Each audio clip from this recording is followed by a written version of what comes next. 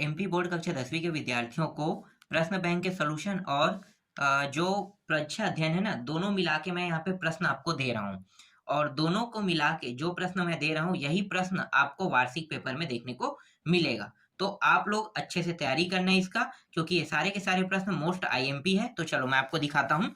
तो अभी जो मैं प्रश्न आपको दे रहा हूँ, ये अध्याय 5 से दे रहा हूँ। ठीक है, तो अध्याय 5 से देख लेते हैं। यहाँ से 4 नंबर के प्रश्न आएगा और 2 प्रश्न यहाँ से आएगा। एक अथवा में रहेगा और एक बिना अथवा में रहेगा। तो 4 नंबर के प्रश्न आप मान लो। ठीक है, तो याद करना है। तो यहाँ पे जो जो प्रश्न मैं दे रहा हूँ, सिर्फ यहीं से ही पढ़ना है, बाहर से आपको नहीं पढ़ना है। तो देखो प्रश्न क्या है। पहला प्रश्न है, भारत में लौ अयस्क का, जिसे थोड़ा सा जूम कर लेते हैं, ठीक है, जिससे स्पष्ट दिखाई दे। चलो प्रश्न फिर से देखो। भारत में लौ अयस्क पेटियों तथा उत्पादन क्षेत्रों का वर्णन कीजिए। तो उत्तर क्या लिखना है। लौ अयस्क एक आधारभूत खनिज है तथा औद्योगिक विकास की रीढ़ है। भारत में लौ अयस्क के विपुल संसाधन विद्यमान है। भारत में लौ अयस्क पेटियों या पेटियों का वितरण निम्न प्रकार है। तो कितने प्रकार से है तो देखते हैं। एक है उड़ीसा झारखंड पेही। ठीक है, यहाँ पे पेटी बोल रहे हैं या पेही कह रहे हैं। तो ये उड़ीसा झारखंड जो है, तो यहाँ पे ना लौह अयस्क मिलता है। तो उड़ीसा में उच्च कोटि का हेमेटाइट किस्म का लौह अयस्क मयूरगंज व केदुझर जिलों में बादाम पहाड़ खदानों से निकाला जाता है। इसी तरह से दुर्ग, बस्तर, चंद्रपुरी और पेटी, ये जगह का नाम है ना। ये दुर्ग जिला है छत्तीसगढ़ का, ये बस्तर जिला है और ये चंद्रपुर है। तो चंद्रपुर जो है ये जिला नहीं है, ये जगह का नाम है। यह पेटी महाराष्ट्र व छत्तीसगढ़ राज्यों के अंतर्गत पाई जाती है। छत्तीसगढ़ के बस्तर जिले में बेलाडीला पहाड़ी श्रृंखला में अति उत्तम कोटि का हेमेटाइट पाया जाता है। इतना ही बस आपको लिखना है। आगे लिखना चाहते हो तो इसको लिख सकते हो। इन खदानों को लौह अयस्क विशाखापट्टनम से जापान, ये पतन से, ये गलत लिखा है, ठीक है, ये विशाखापट्टनम है, से जापान तथा दक्षिण कोरिया को निर्यात किया जाता है। इसी तरह से तीसरा देखते हैं। बल्लारी, चित्रदुर्ग, मंगलूर, तुमुकुर पेटी। तो कर्नाटक की इस पेटी में लौह अयस्क की बृहत राशि संचित है। चौथा है महाराष्ट्र गोवा पेटी। तो यह पेटी गोवा तथा महाराष्ट्र राज्य के रत्नागिरी विले में स्थित है। तो ये 4 नाम जो मैंने आपको बताया, 4, इसको याद करना है। उड़ीसा झारखंड में मिलता है, तो किस प्रकार से, किस खदान से मिलता है। जैसे कि देखो यहाँ पे क्या है, एक तो था यहाँ पे हेमेटाइट किस्म का था, और ये जो दोनों है ना, उड़ीसा मतलब मयूरगंज और झारखंड मतलब केदुझर। ठीक है, तो ऐसे जगहों को नाम याद रखना है। ये बहुत आसान प्रश्न है, ये बन जाएगा। ठीक है, चलो आगे देखते हैं। इसके बाद देखो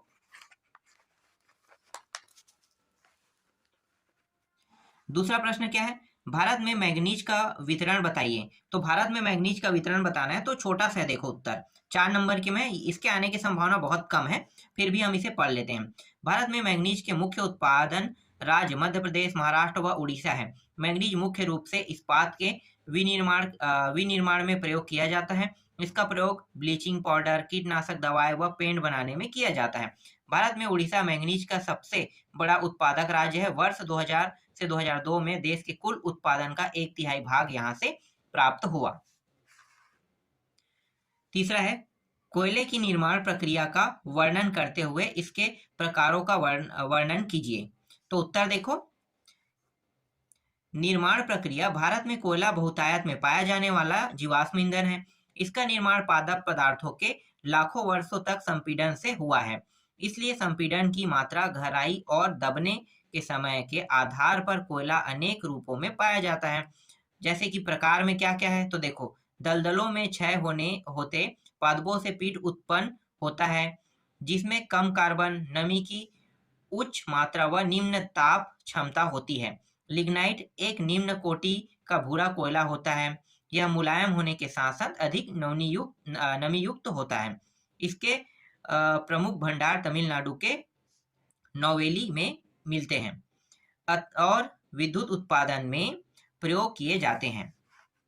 गहराई में दबे तथा अधिक तापमान से प्रभावित कोयलों को बिटुमिस कोयला कहा जाता है। वाणिज्यिक प्रयोग में यह सर्वाधिक लोकप्रिय है। वाणिज्यिक मतलब उद्योग में ना। आगे देखो, चौथा प्रश्न है, कोयला किन शैल क्रमों में पाया जाता है? भारत में इसके प्रमुख उत्पादन क्षेत्रों का वर्णन कीजिए कह रहा है। तो इसका उत्तर देखो, भारत में कोयला दो प्रमुख भूगर्भित युगों के शैल क्रम में पाया जाता है, जैसे कि एक है गोंडवाना जिसकी आयु 200 लाख वर्ष से कुछ अधिक है, और दूसरा जो है वो टर्शियरी निक्षेप जो लगभग 55 लाख वर्ष पुराने गोंडवाना कोयले जो धातु शोधक कोयला है के प्रमुख संसाधन दामोदर घाटी, झरिया, रानीगंज, बोकारो में स्थित है, जो महत्वपूर्ण कोयला क्षेत्र है। टर्शियरी कोयला क्षेत्र उत्तर पूर्वी राज्य जैसे मेघालय, असम, अरुणाचल प्रदेश व नागालैंड में पाया जाता है। पेट्रोलियम की उपयोगिता बताते हुए भारत में इसके उत्पादक क्षेत्रों का वर्णन कीजिए। तो 2 ही 3 जगह, एक डिगबोई है, एक मुंबई क्षेत्र है। ठीक है, यहाँ पे होगा, मैं दिखा देता हूँ। यहाँ पे डीजल इंजन, वायुयान मोटर के चालक, शक्तिशाली खनिज तेल, ठीक है, जहाँ पे है वो दिखा रहा हूँ मैं आपको। तो आधा तो मैंने आपको दिखा दिया ना, आधा देख लेते हैं। उत्पादक क्षेत्र देखो, ये रहा उत्पादक क्षेत्र। जैसे कि भारत का मैंने बताया था मुंबई है, असम मतलब ये डिगबोई क्षेत्र है। गुजरात भी यहाँ पे आ गया, जो कच्छ बोलते हैं ना, गुजरात, वो एरिया में मिलता है ये अलंकेश्वर गुजरात का सबसे महत्वपूर्ण तेल क्षेत्र है। मतलब ये कच्छ वाला जो एरिया है ना, उसी एरिया में अलंकेश्वर है, ये सबसे महत्वपूर्ण तेल क्षेत्र है। असम भारत का सबसे पुराना तेल उत्पादक क्षेत्र है, जैसे डिगबोई मैंने अभी बताया था। नहरकटिया और मोरन हुगरीजन इस राज्य के महत्वपूर्ण तेल उत्पादक क्षेत्र है।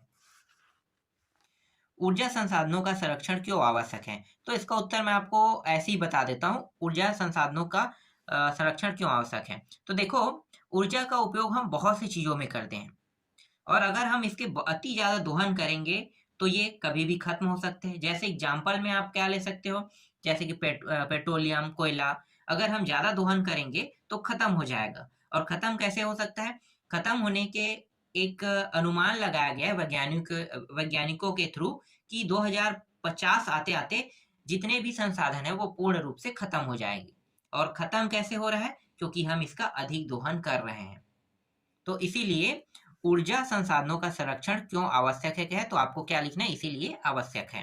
ठीक है, इसका उत्तर मैंने आपको पूरा दिखा भी दिया है, देख सकते हो। आप इसको एक बार पढ़ लेना, पढ़ना चाहो तो जो मैं बोला उसको भी लिखोगे तो गलत नहीं रहेगा।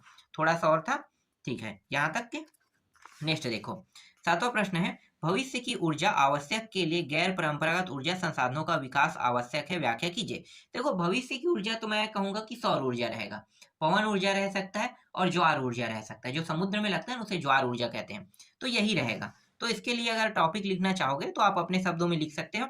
यहाँ पे 3 टॉपिक लिखा हुआ है, जैसे मैं बता रहा हूँ वैसे भी आप लिख सकते हो। ठीक है, तो इसका उत्तर आप लोग देख लेना, पढ़ लेना एक बार। चलो आगे दिखाता हूँ। लौ एस्क के प्रकारों का वर्णन कीजिए कह रहा है। तो लौ एस्क के 4 प्रकार है, और चारों प्रकारों का क्या करना है? यहाँ पे वर्णन करने के लिए क्या है। तो क्या यहाँ पे चारों प्रकार को दिया है? तो देखो, मैग्नेटाइट जो है सर्वोत्तम किस्म का लौ एस्क है, एक प्रकार है ये।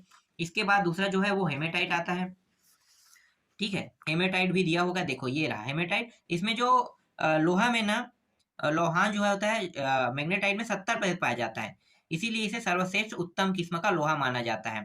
ठीक है, और सर्वश्रेष्ठ चुंबकी होते हैं कह रहा है, ये इसको लिखने की जरूरत नहीं है। दूसरा, हेमेटाइट सर्वाधिक महत्वपूर्ण औद्योगिक, एक सेकेंड, इसको मैं थोड़ा सा ऐसा कर लेता हूँ तो अच्छा दिखाई देगा।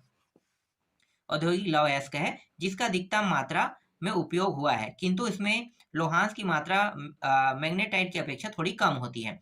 इसके अलावा 2 और हैं। ठीक है, तो यहाँ पे तो दोनों का नाम नहीं दिया है, उसे बुक में देखना पड़ेगा, तो दोनों का नाम आपको लिखना पड़ेगा। ठीक है, चलो आगे देखते हैं। इसके बाद देखो, खनिज का संरक्षण क्यों आवश्यक है? तो खनिज का संरक्षण क्यों आवश्यक है? सेम वही प्रक्रिया फिर से आ गया। देखो, संसाधन जो है उसकी सुरक्षा हम क्यों करना चाहते हैं, या हम उसकी सुरक्षा क्यों करें?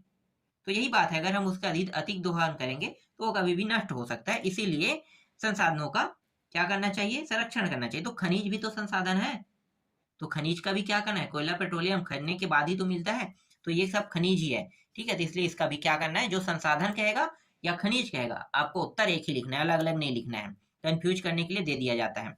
यहाँ पे देखो 10वां में, ऊर्जा के परंपरागत संसाधनों का वर्णन कीजिए कह रहा है। परंपरागत, जैसे कि परंपरागत संसाधन है पेट्रोलियम, कोयला, ठीक है, ये परंपरागत संसाधन है। और कोयला के बारे में आप लिख सकते हो कि कोयला बहुत अधिक मात्रा में कहाँ कहाँ पाया जाता है, उन जगहों का नाम बताना है। देखो, जीवाश्म लाखों वर्ष दबे होने के कारण ये क्या बन जाता है, कोयला में परिवर्तित हो जाता है और इसका उत्पादन तथा उद्योग घरेलू जरूरतों के लिए ऊर्जा की आपूर्ति के लिए किया जाता है, मतलब बिजली बनाने के लिए। पेट्रोलियम का उपयोग कहाँ करते हैं, वाहनों पे करते हैं ना, तो वाहनों पे इसका उपयोग किया जाता है। तो ये आप अपने शब्दों में भी लिख सकते हो। ऊर्जा के गैर परंपरागत संसाधनों का वर्णन कीजिए। गैर परंपरागत जैसे कि सौर ऊर्जा, पवन, ज्वारी, तापी, बायोगैस। ठीक है, ये कभी भी समाप्त नहीं हो सकते। गैर परंपरागत ऊर्जा जो होते हैं वो कभी भी समाप्त नहीं हो सकते। ठीक है, इसे गैर परंपरागत ऊर्जा कहते हैं। जैसे पवन ऊर्जा के बारे में यहाँ पे बताया है। ठीक है, पवन ऊर्जा गैर परंपरागत ऊर्जा है। हवा चलने पर ये इसके फैन चलते हैं और इससे जो ऊर्जा मिलता है उसका उपयोग किस में करते हैं, बिजली बनाने में। ठीक है, तो बिजली बनाने में पवन ऊर्जा का उपयोग किया जाता है और ये नवीनीकरण संसाधन है, या इसे हम क्या कहते हैं, गैर परंपरागत संसाधन भी कहते हैं। इसी तरह से बायोगैस है यहाँ पे। ठीक है, बायोगैस जो है ये नवीनीकरण संसाधन नहीं है, ये अनवीनीकरण संसाधन है। ठीक है, लेकिन गैर में हम इसे लेंगे। जैसे कृषि, पशु, वन, उद्योग, अन्य अपशिष्ट के बायोगैस ऊर्जा कहलाता है। बायोगैस ऊर्जा गैस एवं विद्युत दोनों रूपों में पाई जाती है। इसी तरह से भूतापी ऊर्जा है। भूतापी मतलब जो ज्वारी ऊर्जा मैंने बताया था ना, जैसे कि भूतापी में मान लो सूर्य से आने वाली किरण को मान लो। सूर्य की किरण से जो ऊर्जा बनता है उसे हम क्या कहेंगे, भूतापी कहेंगे। ठीक है, चलो आगे देखते हैं। इसके बाद देखो, कोयला, पेट्रोलियम तथा प्राकृतिक गैस की तुलना में जल विद्युत ऊर्जा का एक अच्छा संसाधन है। क्यों? तो ऐसे ही मैं आपको इसका उत्तर बता देता हूँ। देखो, तर्क करने की जरूरत नहीं है। कोयला और जो पेट्रोलियम, अगर हम इनका उपयोग करते हैं तो इसे लाने ले जाने या फिर इसका उत्पादन करने में बहुत ज्यादा पैसा खर्च होता है। लेकिन जो प्राकृतिक संसाधन क्या है, जल है ना। अगर जल का उपयोग करते हैं तो जल जो है वर्षा पे डिपेंड करता है और वर्षा को हमें कराना नहीं पड़ता, ऑटोमेटिकली होता है। तो जो समय वर्षा होता है, जिस समय, तो उस समय हम क्या करते हैं, वर्षा को स्टोर कर लेते हैं। स्टोर किसमें करते हैं, बड़े बड़े डैम बना के स्टोर करते हैं और स्टोर करने के बाद वहां पे सिर्फ एक टरबाइन लगा देते हैं। टरबाइन के थ्रू पानी को उसमें गिराया जाता है थोड़े थोड़े मात्रा में और वो परमानेंट चलते रहता है, जिससे क्या होता है, बिजली बहुत आसानी से बन जाता है। तो इसमें खर्चा कम रहता है। जबकि कोयला और पेट्रोलियम एक संसाधन है, इसका उपयोग हम दूसरे कामों में कर सकते हैं, लेकिन यही क्या कर रहे हैं, बिजली बना रहे हैं ना इसी में, तो खर्चा ज्यादा लगता है। इसलिए जल एक अच्छा संसाधन है, मान लेना। ठीक है, चलो ये उत्तर भी लिखना चाहो तो ये लिख सकते हो, पूरा दिखा देता हूं मैं आपको। ठीक है, यहां तक काफी है।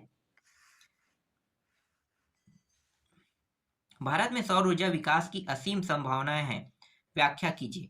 तो इसको बताने की जरूरत नहीं है, क्योंकि हमारा जो फ्यूचर का जो बिजली होगा वो सौर ऊर्जा पर डिपेंड रहेगा। सोलर सेल और सोलर पैनल जो है आज ना बहुत सारे घरों में लगाया जा रहा है और बहुत से काम को उसी के थ्रू कर रहे हैं। इससे बिजली की बचत भी हो रही है और ये पूरा का पूरा सौर ऊर्जा पे ही डिपेंड है। तो इसको बताने की आवश्यकता नहीं है। इसके जो टॉपिक है इसको याद कर लेना है। ठीक है, 4 नंबर के तो कम से कम 6 टॉपिक तो याद करना है। तो यहाँ पे 5 दिया है, 5 याद कर लेना, ये पांचों। आगे देखते हैं चौथा प्रश्न। 14वां प्रश्न देखो। 14वां प्रश्न क्या है, भारत में पवन ऊर्जा का वर्णन कीजिए। पवन ऊर्जा का वर्णन कीजिए कह रहा है, इसमें ज्यादा कुछ नहीं है। पवन ऊर्जा के में क्या रहता है, देखो यहाँ पे पूरा लिखा है, कितना मेगावाट बिजली उत्पन्न कर सकते हैं, क्या है, कैसे है। ठीक है, इसके बारे में पूरी जानकारी है, तो इसे एक बार देखना है, आपको पढ़ लेना है खुद से। ठीक है, आगे देखो, क्या कारण है कि लोहा इस्पात उद्योग तथा ताप विद्युत गृह कोयला क्षेत्रों के निकट ही स्थापित होते हैं। तो उसका उत्तर क्या लिखना है, यहाँ पे देख लो क्यों ऐसा होता है। तो इस्पात, देखो लौह इस्पात उद्योग, इसमें जरूरत पड़ता है कोयले की। क्यों पड़ता है, तो यहाँ पे बताया है, इसको पढ़ोगे तो पता चल जाएगा। इसके बाद मध्य प्रदेश के प्रमुख तांबा उत्पादक क्षेत्रों का वर्णन कीजिए कह रहा है।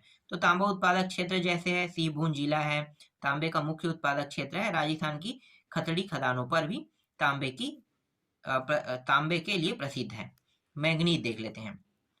मैंगनीज का मैं पूरा उत्तर दिखा देता हूँ। मैंगनीज तथा तांबे का उपयोग लिखिए। तो मैंगनीज और तांबे का उपयोग कहाँ पे किया जाता है, देखो ब्लीचिंग पाउडर, कीटनाशक, रंग रोधन और पेट उद्योग में किया जाता है। इसी तरह तांबे के बारे में बताया, तांबे का उपयोग क्या करते हैं, धातु के लेपन पे भी किया जाता है। ठीक है, तो ये पूरा लिखा हुआ है यहाँ पे, एक बार पढ़ना समझ में आ जाएगा। मैं आपको सिर्फ याद करने की एक सिंपल ट्रिक बता रहा हूँ, कम समय में आपको याद कैसे करना है।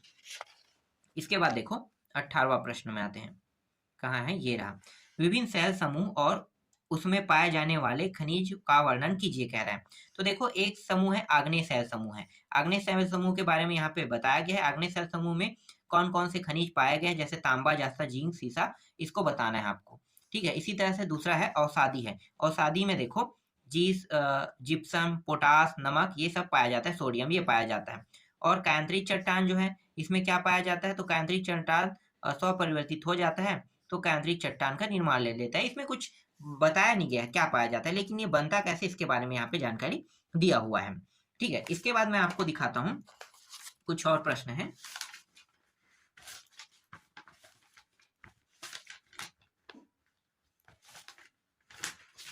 ठीक है, देखो आग्नेय और कायांतरित के बारे में आपको पढ़ने की आवश्यकता नहीं, अभी जस्ट मैंने दिखाया था 18वां प्रश्न में, तो ये इसके बारे में पहले ही जानकारी दे दिया है, तो इसको आपको यहाँ से नहीं पढ़ना है, वहां से पढ़ना है। ठीक है, ये हो गया है। यहाँ पे हमें खनिजों की संरक्षण की आवश्यकता क्यों है, ये भी मैंने बता दिया है। ठीक है, मैंने बताया नहीं था तो उसको मैं आपको दिखा देता हूँ। देखो लौह और अलौह खनिज के बारे में बताइए कह रहा है। अगर ये प्रश्न आता है तो आपको क्या करना है, यहाँ पे मैं थोड़ा सा इसे छोटा कर लेता हूँ। ठीक है, अब स्पष्ट दिखाई दे रहा है। ठीक है, तो देखो लौह खनिज के बारे में आपको लिखना है और अलौह खनिज के बारे में भी लिखना है। ठीक है, तो इसको भी दिखा देता हूँ, ये रहा। इसके बाद देखो परंपरागत और गैर परंपरागत ऊर्जा संसाधनों में अंतर बोल रहा है, तो 2022 में ये आया था, तो इसका अंतर देख लो। ऊर्जा के परंपरागत संसाधन और गैर ऊर्जा के परंपरागत संसाधन है, तो इसमें 4 पॉइंट दिया, 4 नंबर के प्रश्न यहाँ से देखने को मिल सकता है। इसी तरह से चट्टानों से भी देख लो, अवसादी चट्टानों में खनिजों का निर्माण किस प्रकार होता है, तो इसका पूरा उत्तर यहाँ पे लगा हुआ है। ठीक है, एक बार पढ़ना है, ज्यादा कुछ नहीं करना है, इसको सिर्फ पढ़ के देखना है। ठीक है, ये इंपॉर्टेंट प्रश्न है जिसे मैं आपको दे रहा हूँ। इसी तरह से देखो धरातली चट्टानों तथा पहाड़ियों के आधार पर खनिज का निर्माण किस प्रकार होता है, तो इसे भी देखना है। तो देखो धरातली चट्टान द्वारा, जैसे कि ये अपर्दन के पश्चात, मतलब धरातली चट्टान है और ये है पहाड़ी के आधार पर, तो जैसे कि यहाँ पे पूरा लिखा हुआ है, इसके बारे में देख लेना। ठीक है, भारत में खनिज संपदा और विवरण की प्रमुख विशेषताओं को बताइए और वे कौन से खनिज है जिसमें भारत बहुत संपन्न है या जिसका भारत में अभाव है, तो दोनों बताना है। तो देखो भारत अच्छे और विविध प्रकार के खनिज संसाधनों में सौभाग्यशाली, यद्यपि इसका विवरण असमान है। ठीक है, और ये धात्विक कोयला ये सब चीज के बारे में बताया है जिसका अधिक भंडार संचित है भारत में।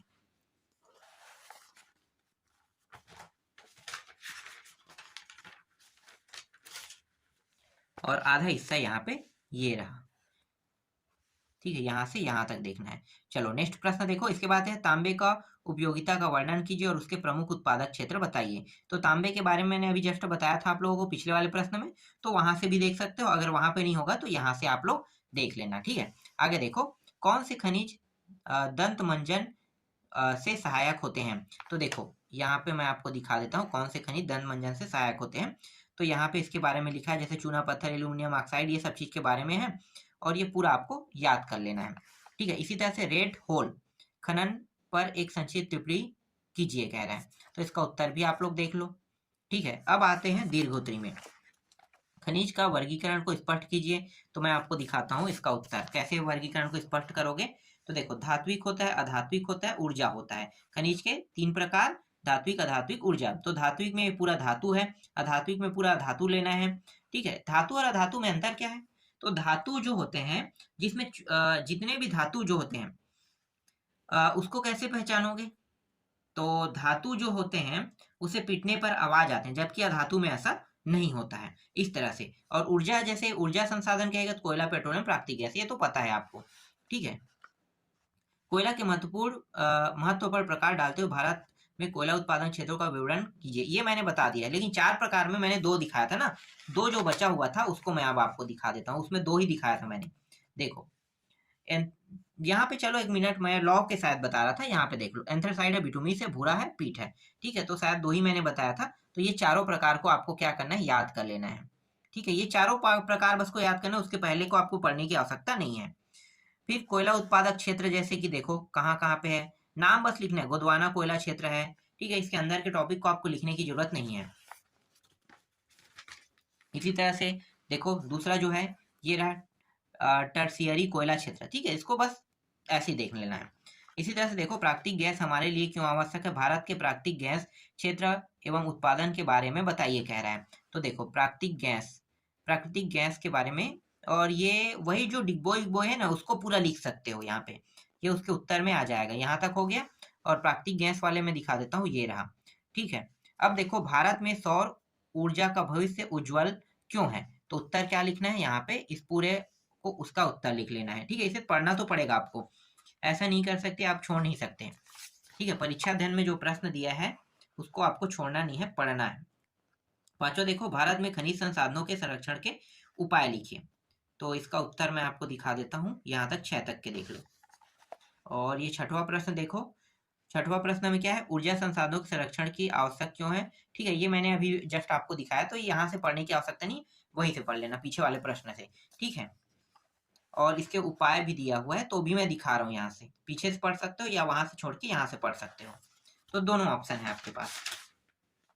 इसके बाद 2-3 चित्र है, देखो, जैसे कि ये अजमेर है, हजारीबाग है, बालघाट है और सुंदरगढ़ है। इसको ऐड करने के लिए कहेगा नक्शा में, तो ये रहा नक्शा, और नक्शा में आपको दर्शाना है। तो देखो, नक्शे में क्या है, अजमेर दरगाह पढ़ते हैं ना। ठीक है, बेबर, इसी तरह से गया, कटनी, यहाँ पे बहुत सारे जगहों को यहाँ पे बताया गया है। और जब प्रश्न आएगा यहीं से, तो आपको ये सारे प्रश्न देखना पड़ेगा, मतलब कहाँ कहाँ से किन किन टॉपिकों को लिया गया है। देखो, हजारीबाग है, गया है यहाँ पे। ठीक है, कटनी यहाँ पे है, अमरकंटक यहाँ पे है, बालघाट यहाँ पे है। ठीक है, दुर्ग है, यहाँ पे सूरजगंज गया है।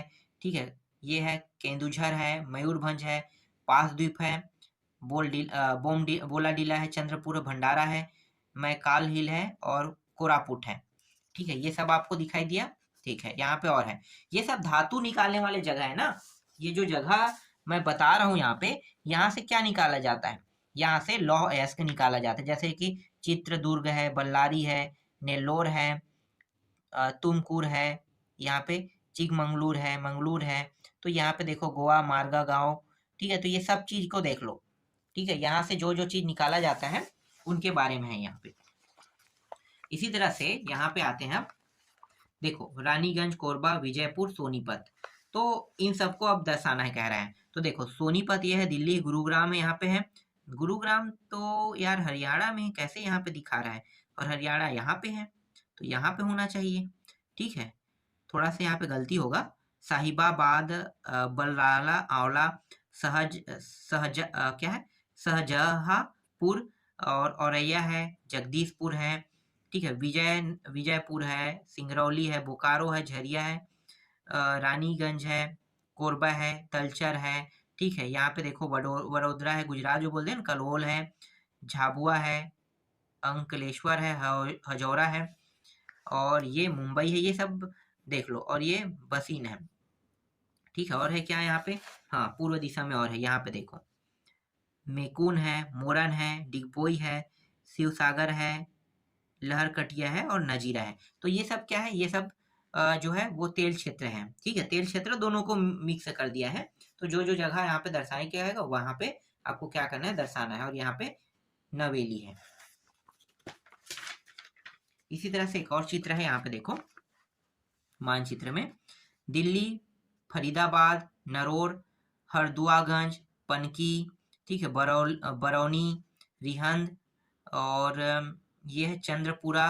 ठीक है, कोलकाता, संथलडीह, दुर्गापुर, यहाँ पे है बोगई गांव, नामरूप, रावत भाटा, गांधीनगर, साबरमती, ध्रुवन, अहमदाबाद, सतपुड़ा, भुसावल, कोरडी, चंद्रपुर, नासिक, उरण, परली, रामागुंडन, कोटागुडम, विजयवाड़ा। ठीक है, यहाँ पे विजयवाड़ा है, कलपकम है, यहाँ पे कलपकम, नवेली, और ये इन्नौर। तो इस तरह से यहाँ पे मैंने बहुत सारे आपको दिखा दिया, और आपको इन्हीं जगहों पे ना दर्शाना है, जैसे जैसे मैंने नाम बोला है ना, वैसे वैसे 4 ही आएगा 4 नंबर के प्रश्न में। तो एक नक्शा दिया जाएगा, और उस नक्शे में आपको उन जगहों को दर्शाना है।